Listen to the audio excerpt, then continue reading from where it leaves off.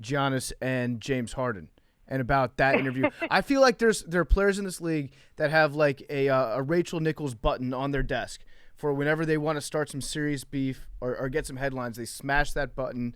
You fly into town. You're like, okay, I'm going to do the biggest interview of the season and get this new big storyline out there. What was the setup like for that interview? Is it like the bat signal? Is it kind of like that? Yeah, exactly. It's like we need to have some shit needs to go down. We need ratings. So let's get Rachel on the horn. I want like a good icon though. You guys got to think of like a good thing. Like a bat in the sky is one thing. I want something good. So just work on that. Workshop that for me, okay? It's the portion of your set that used to have a painting on it before Bill Walton took it off. It's just a blank wall. That's what that is. Yes. No, I mean, it's kind of been simmering for a while, and I don't think people quite realized it. And it goes back to when James Harden was going for MVP and Giannis won it last year, and there was a pretty heavy chorus from the Rockets organization, not just the fans, saying that Giannis should not have won MVP and that James Harden should have won it last year, and kind of explaining all the reasons. You know, the Rockets that like to have all their explanations and charts and graphs and astrology maps, explaining why they thought that Giannis should not have been MVP. And Giannis took that personally, it seems like. And he's been getting in these like little side digs at Harden this season. So when it came time to select the All-Star teams, Giannis and LeBron James were on there, and they were going through their teams. And James Harden was still on the board. Quite some time was still on the board. And Charles Barkley, never afraid to take a shot, was like, oh, neither one of you wants the dribbler? You don't want the dribbler? And Giannis chimed in with, I want someone who's going to pass me the ball. So that was the first thing, and he took Kemba Walker over James Harden. Kemba is awesome. I love Kemba. You love Kemba. Kemba's never been an MVP. James Harden is obviously of a caliber player, 3 seasons in a row leading scorer. So it felt like a slight that Giannis passed him over for Kemba. Then after the All-Star game, Giannis was explaining what happened in the fourth quarter, because it was a great fourth quarter, right, at the All-Star game. It was amazing. Right. It was awesome. He said, yeah, our team, we just threw the ball to anyone that James Harden was defending. I like it, this league. So there's been a lot.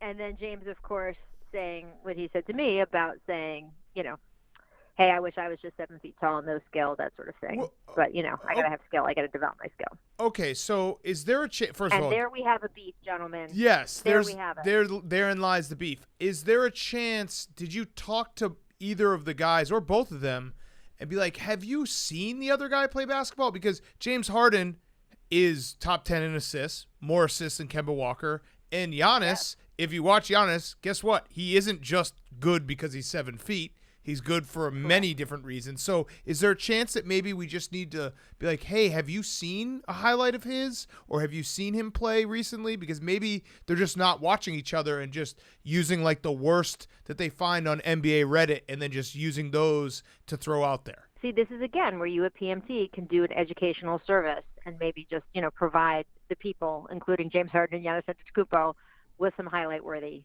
clips or something like that. And I would say that both of these gentlemen have plenty of time to sit at home right now and watch YouTube clips of each other. So maybe by the time they come back in, October or next year, they'll have peace in our time. If we can just get like Houston area strip clubs to play Bucks highlights, then I think James Harden will be able to see Giannis play and gain some real respect for him. He's probably sheltering in place inside a strip club now that I'm saying it out loud. Yeah, exactly. That was smart of him.